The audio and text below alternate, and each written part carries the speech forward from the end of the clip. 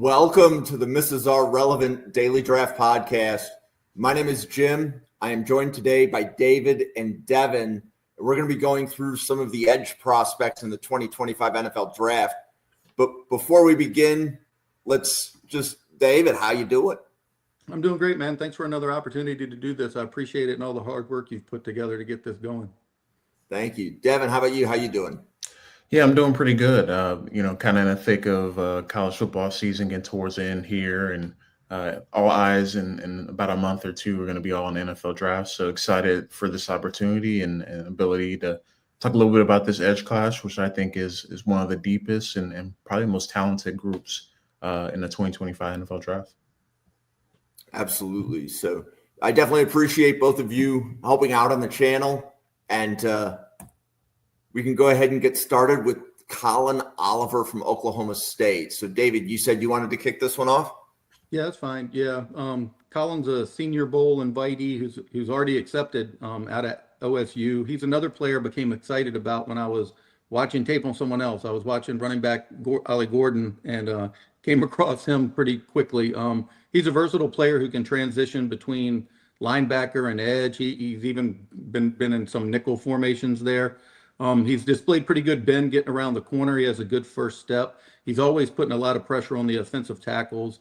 He's relentless in pursuit, very active in the run game. If the stats are correct, I think he has around 40 TFLs so far in his career there. He's an instinctive player who breaks down plays quick, and he gets after it just as fast. A lot of people will be concerned with his size. I think he's around 6'2", 240, but I'm not that concerned about that. His speed should play in the NFL, and I think he has the frame to add muscle and bulk up. Devin, how about you? What do you think about Colin Oliver? Yeah, Colin was someone I really liked over the summer going into the season. You know, you see kind of the pass rush flashes as a guy that, you know, they kind of line him up at edge rusher. Sometimes they line him up as a stack linebacker. So I think teams are going to be interested in kind of him in a Sam rusher role where, you know, he's a guy that probably will play primarily, you know, on early downs in the box, kind of in the stack alignment, sometimes walk him up on the line of scrimmage. But definitely the size, I think, is going to be one to see if it matters to NFL teams because he's a bit smaller. And I think teams are trying to figure out where exactly is he going to fit in an NFL defense. I think when you look at kind of that player moniker we've seen over the last couple of seasons, like, you know, I kind of relate his size and build to like Nolan Smith for the Eagles. A lot of people were like going back and forth on whether or not he should be a edge rusher, should be a stack linebacker. You know, and I kind of go on the opposite side, someone has all the measurables, but kind of played that similar linebacker / edge rusher role, which was Mykel Williams early in his career. He kind of did a little bit of both.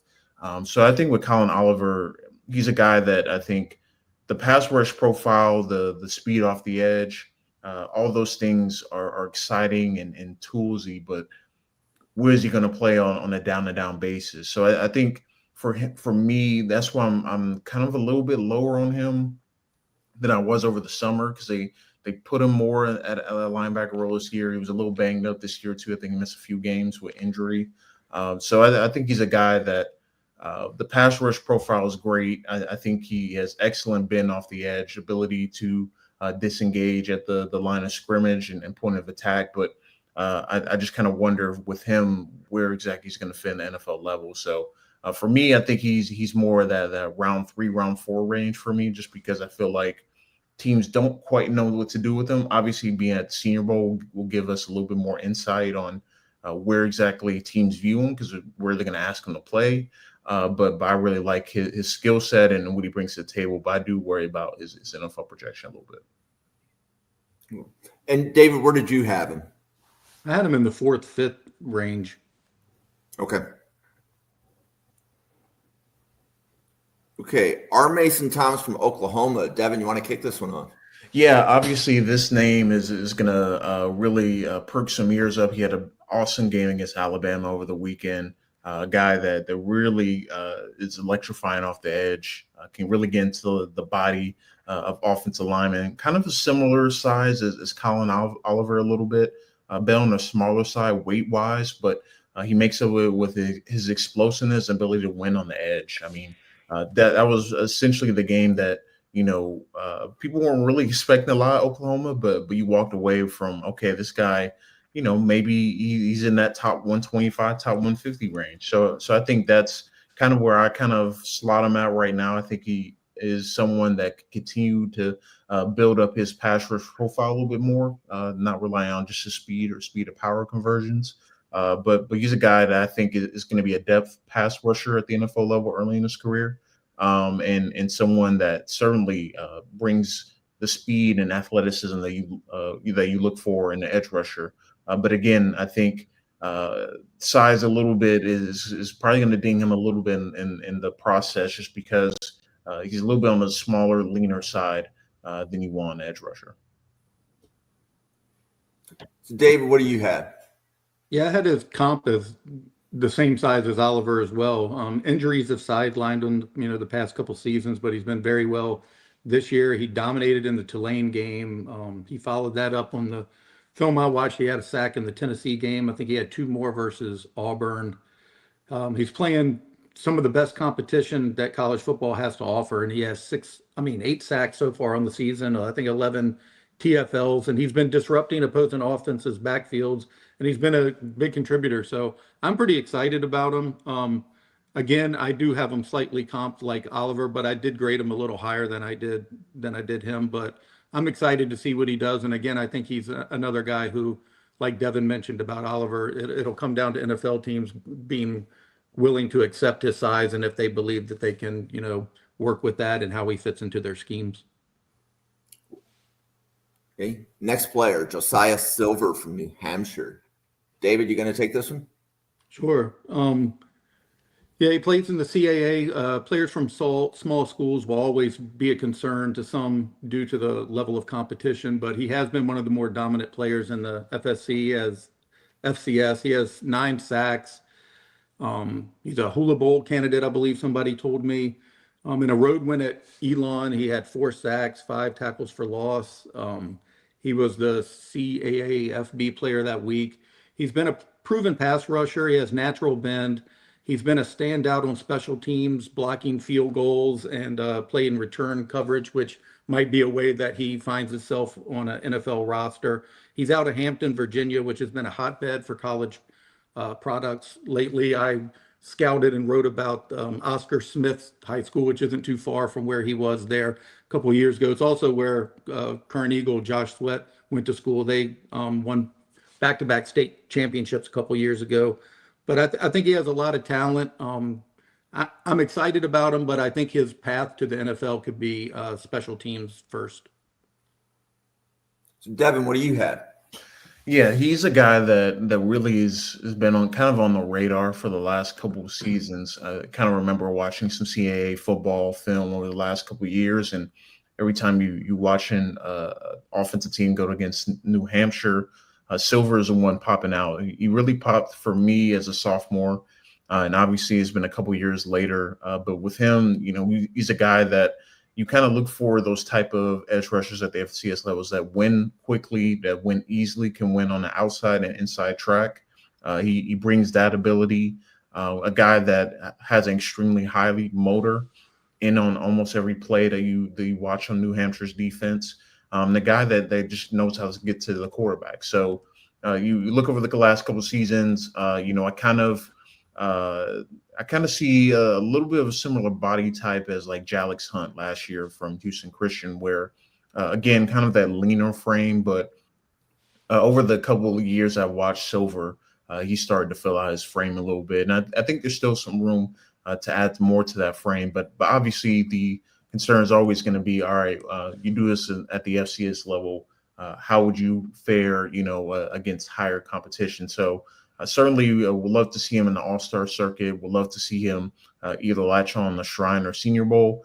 Maybe he's a late invitee to one of those 2 All-Star games. I would love to see him against, higher level competition, especially at tackle. But I think he's a guy that has all the recipe to be kind of that I think between the 6th and 7th round type pick maybe a priority UDFA. And like David said, I think he has a early career on, needs to work on special teams. Obviously, he has that background already, but to make it to NFL level, I think special teams first, and he's likely a depth developmental pass rusher at the NFL level.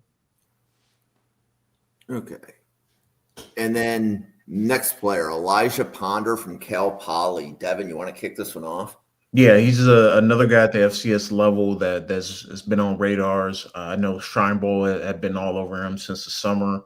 But Elijah Ponder, a guy, again, kind of that leaner, long frame, athleticism kind of oozes out of him. And you see him off the snap, able to, create separation against offensive linemen, win on the edge, win around the corner. Again, another high motor player at the FCS level that, I think, compared to some of the other guys that we've seen or have talked about over the last couple of slides here, I think Ponder is a little bit better at using his hands to win around the edge. So again, he's going to be another player that, he did a lot of great things at the FCS level. I think he has 7 sacks so far this year, 11 tackles for loss. So again, another extremely productive player at the FCS level. But I think with Ponder, again, it's going to be about, all right, you've done this at the FCS level.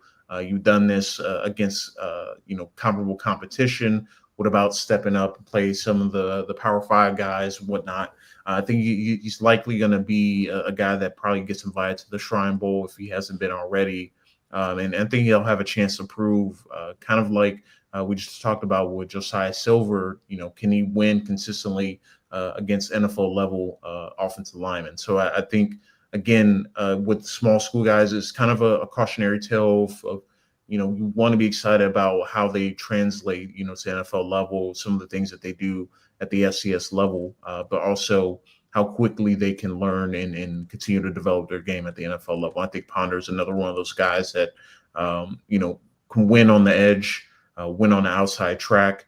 It's going to be about continuing to stack those moves together. I think that's where he has room to improve, continue to build out his pass rush plan. Thank you. So, David, what do you have on Mr. Elijah Ponder? Yeah, I have a lot of the same thoughts.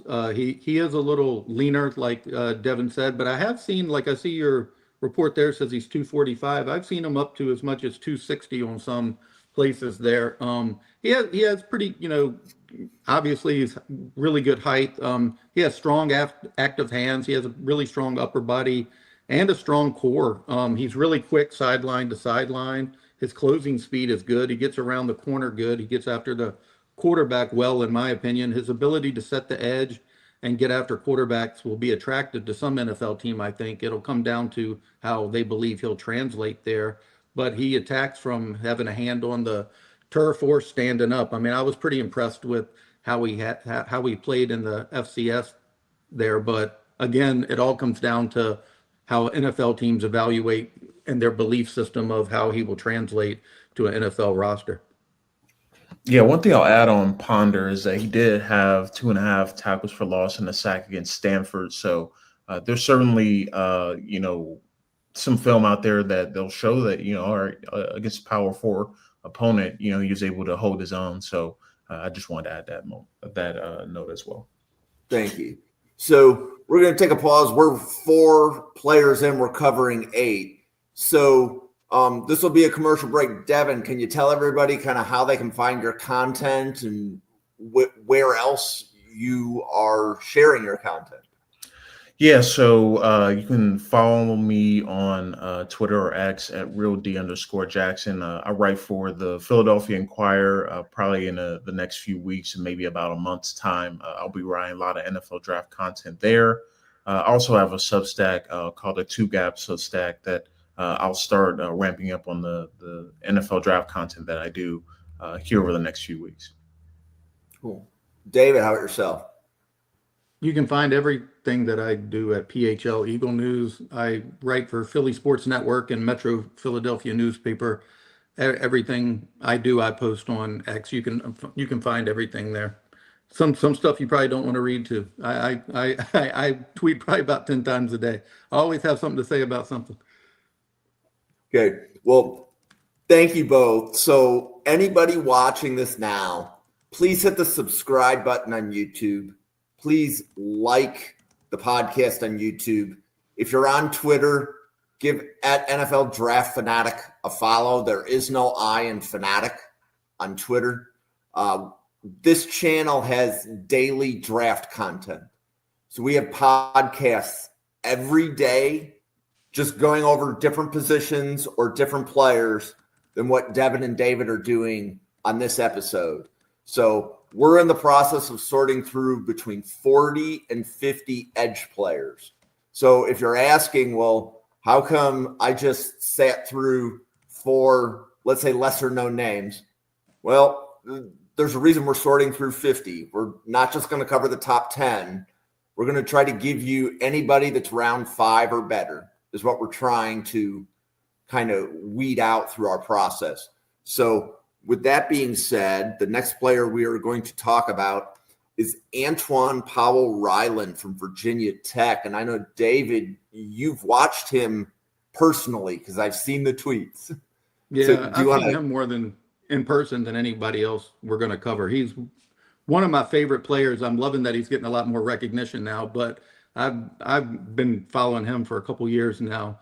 One of my favorite games I went to and saw him play this year was the Boston College game. He absolutely wrecked that game. I think he had 4 sacks in that one, and he was attacking the offensive line from all over. He was on the left, he was on the right, he was standing up, he had his hand in the dirt. I mean, he was all over the place in that game, and it was a really fun one to watch. He has a very effective and quick first step. He has a nonstop motor. He shows really good bend. He's effective when he drops into coverage. Some have stated he's a little undersized, but I haven't seen it cause him any issues on the field. He sheds blocks really well. He collapses pockets.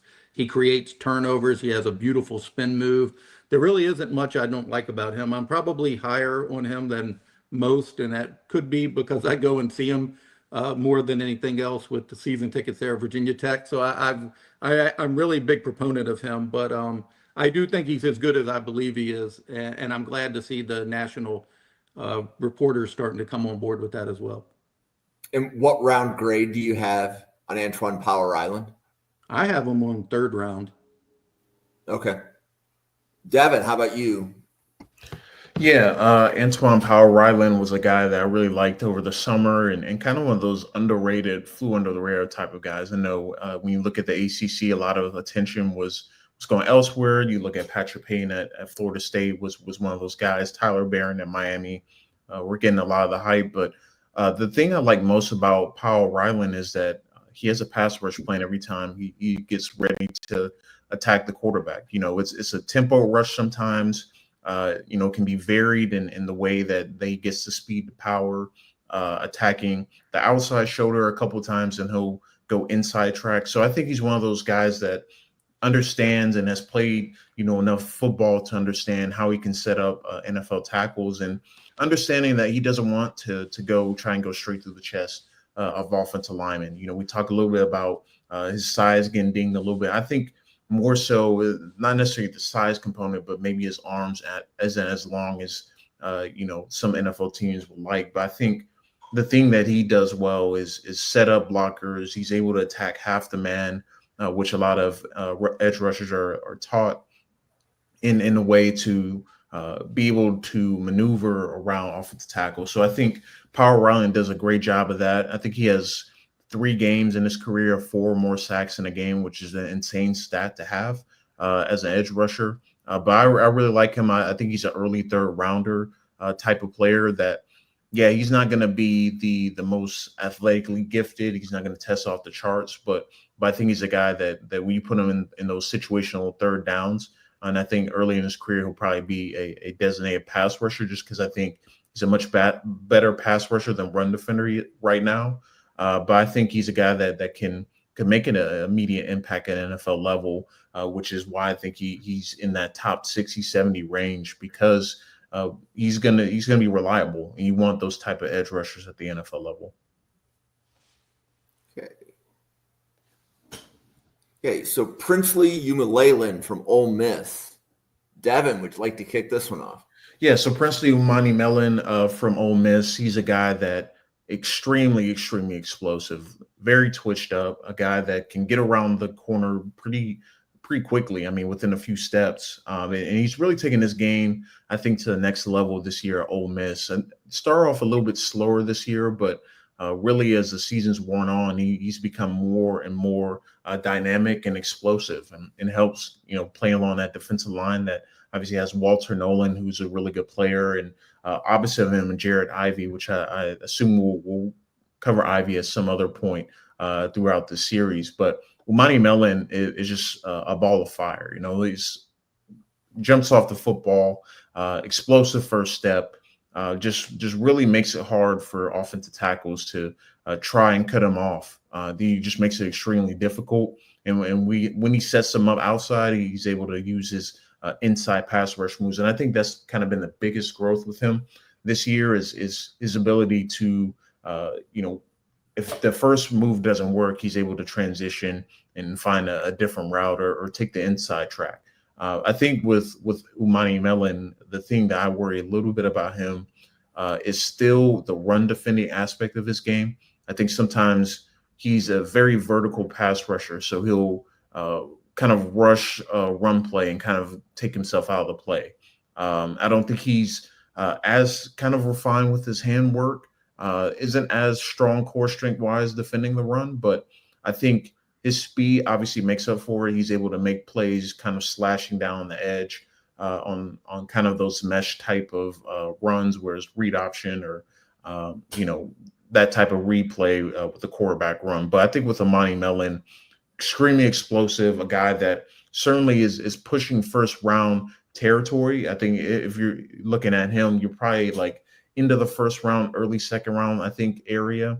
I know I've seen a lot of players or a lot of team or people mock him towards the end of that first round. But I think with Umani Mellon, the pass rush profile is there, the size is there, the explosiveness is there. But I think as a run defender, he leaves a little more to be desired. David, how about you? Yeah, the only thing that I could add to that, I wrote down he's a very instinctive player. He gets off the snap really quick, and I wrote he's always reading, anticipating, and like Devin said, adapting. He's always figuring out if one thing doesn't work, he's moved on to the next. He has a really good spin move. I think he's an interesting prospect from the aspect that if he develops his hands and maybe adds a few more pounds and sets the edge better and does better against the run, I think he could get into the first round conversation. I have him as a second rounder as well. I have seen lots of people like Devin have him as a first rounder, but I always worry about run defense causing people to kind of slip out of that first round. So one of the things I've observed, right? So like we have, let's say, preseason boards, and then now we're not at final boards, but his stock hasn't changed much. And what I mean by that is I was seeing him mocked late round one on like he was like player 32 or player 35 on a lot of preseason boards. And that's about where he is now. So with all of the movement of players moving up and down boards, I think he is what people thought he was going to be. Right. He was there last year, for that matter. He was at the end of the first, top of the second a year ago. Yeah. So I definitely think Princely, you're going to hear him in the top 50. You'll hear his name called in the top 50. So, okay. Next player, Ashton Gillott. Is that how we want to pronounce that? I think. Gelati. I'm sorry. Yeah. Okay. Devin, you want to kick this one off?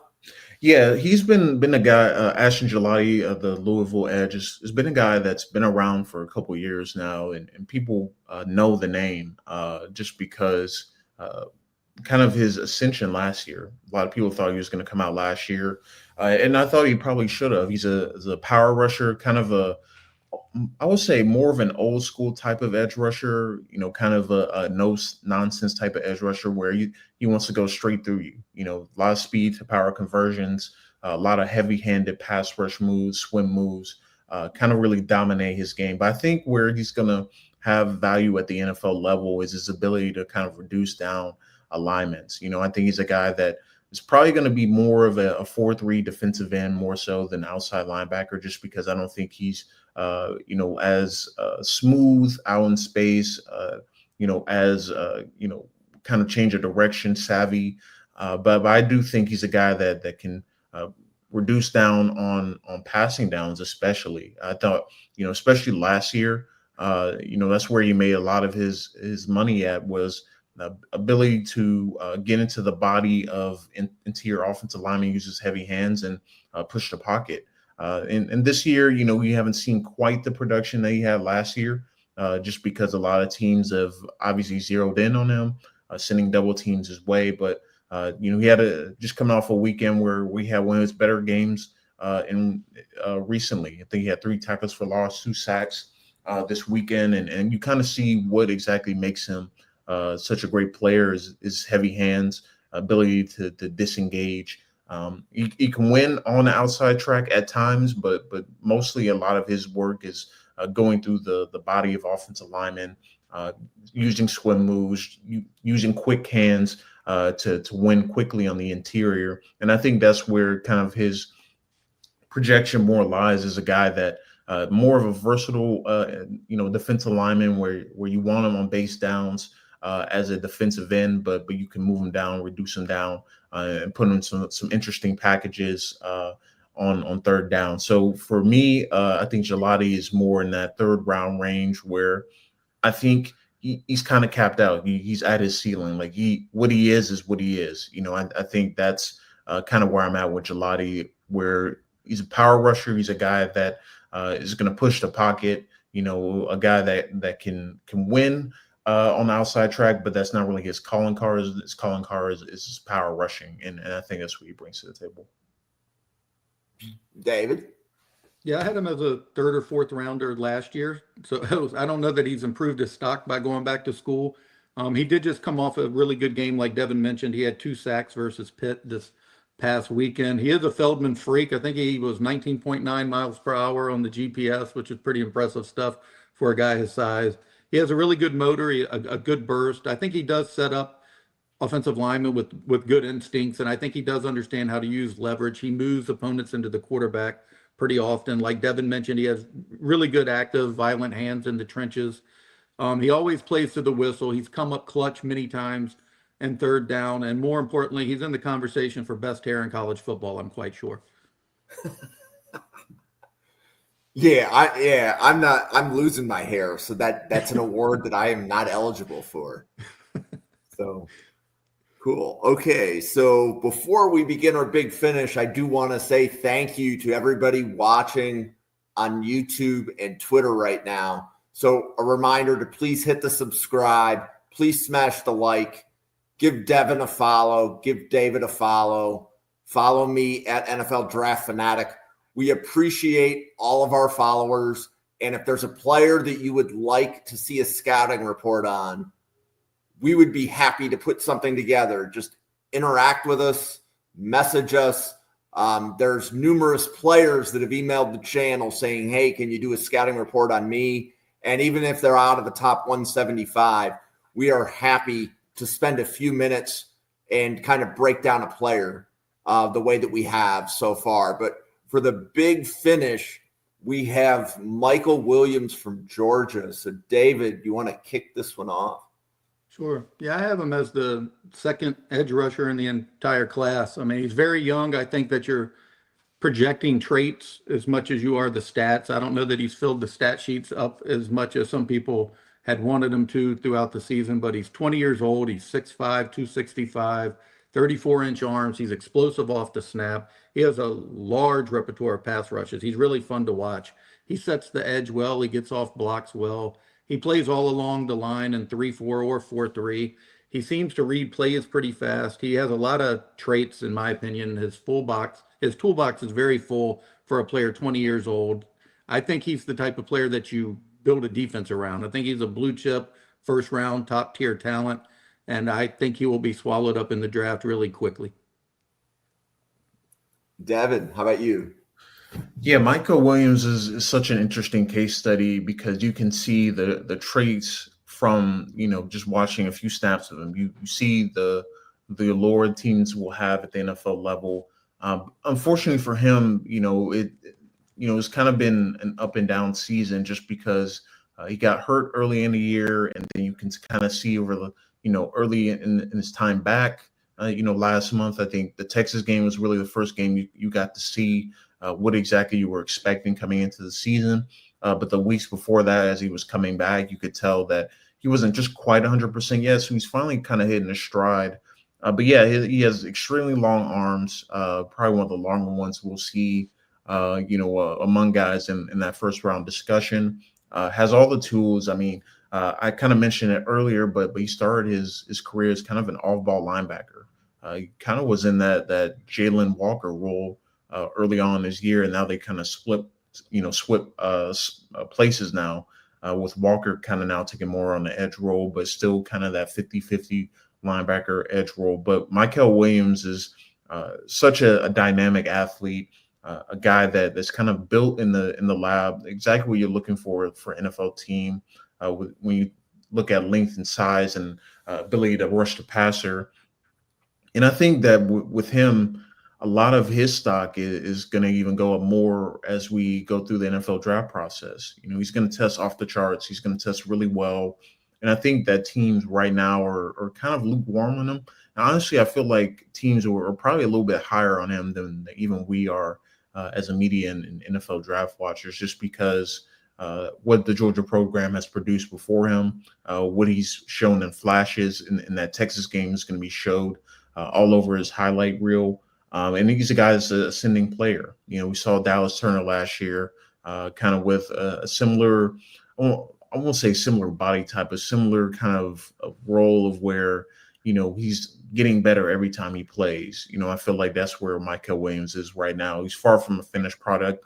And right now I got a top 20 grade on Mykel Williams. He's my third edge rusher right now. So third, who are the two edge that you have ahead of him? Yeah, so I got a dual Carter and James Pierce ahead of him right now. Okay. And David, you have Pierce behind Williams, right? Because you have Carter number one, right? I do, yeah. Yeah. Okay. An interesting comp. I'm friends with somebody on the Georgia staff, and he said when they first got him in the building that he reminded them of Trayvon Walker.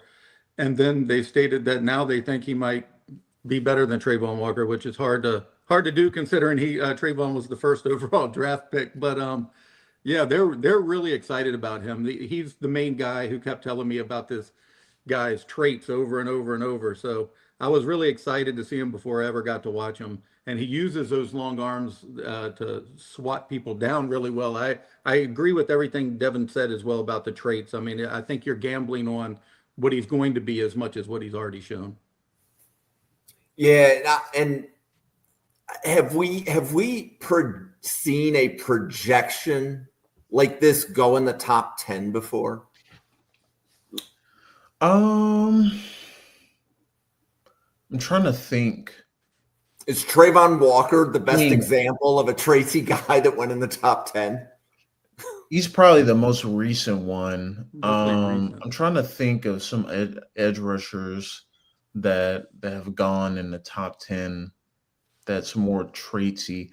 I mean, trying to think, because I mean, even a few years ago, it probably would be Trayvon Walker, because I mean, I look back to his draft. I mean, they had Aiden Hutchinson go right after him, Jermaine Johnson not go too far after them, but those guys were far more finished products than Trayvon. So Trayvon would probably be the most recent example, because I mean, last year obviously we didn't get a defensive player out until I think like pick 13 or something like that, pick 14. And then the year before that, I'm trying to think who was in that edge class. But like Devin, and you've already hinted at where I was going with that. Like, 'cause you were able to rattle off two relatively good edges that you said they were closer to finished products than Williams. And we can see in this draft class, like, I think Dane Brugler had Williams in his top 10. I think. Right? Because I think him and Jalen Walker were right next to each other in Brugler's top 10. And that may have been top 12. So maybe they were just out of it. But that means that people are projecting traits really early in the draft. Normally traits are things that we talk about in the second and third round. We're not necessarily projecting I shouldn't say only traits, but primarily traits at the top end of round 1. So yeah, I just looked over. I mean, over the last. I mean, I guess the only other one is probably Tyree Wilson. I would say probably be the other. That's a good one. Yep. Because I just looked over the last 5 drafts real quick, and he went 7th, right? Yeah, he went 7 overall to obviously the Raiders, and he's just now starting to kind of turn the corner. It's been a couple years, so I think Tyree Wilson and Trayvon Walker, the last 2 edges we've seen that have all the traits, have all the ability, but weren't quite finished products. And as you can see, teams will take that type of chance. Obviously, last year that wasn't the case with last year's class. They had 2 really good pass rushers and Latu and Jared Verse and then obviously Dallas Turner. But I mean, if you redraft him now, obviously teams would take Jared Verse a lot higher. But it just kind of goes to show you that teams are more willing to wait on guys that are closer to finished products as edge rushers versus guys that are ascending players. I think that's how the Eagles got Nolan Smith at the end of the first round, because it was another guy who was trait based for the most part, and the Eagles seemingly preferred to gamble on traits more than a lot of other organizations. Yes. So we are winding down. We just covered 8 players in about 37 minutes. So I applaud David and Devin for being very efficient with how you describe the players. Like, I do one of these podcasts every day. You guys definitely went through that highly efficiently. So thank you very much. Either of you have any parting words to say before we close out the podcast? No, thank you for everything y'all do. Definitely give Devin a follow. He's one of the better follows you can have if you're interested in the NFL draft. I've been following him for a few years. I've learned a lot from him, and I appreciate it. He's always one of the nicest guys on there. So definitely give that guy a follow. Follow all the work Jim's doing. It's been very beneficial to have all the open dialogue on all these players. Cool. Well, thank you, everybody, on behalf of the Draft Professor. Thank you very much, and until next time.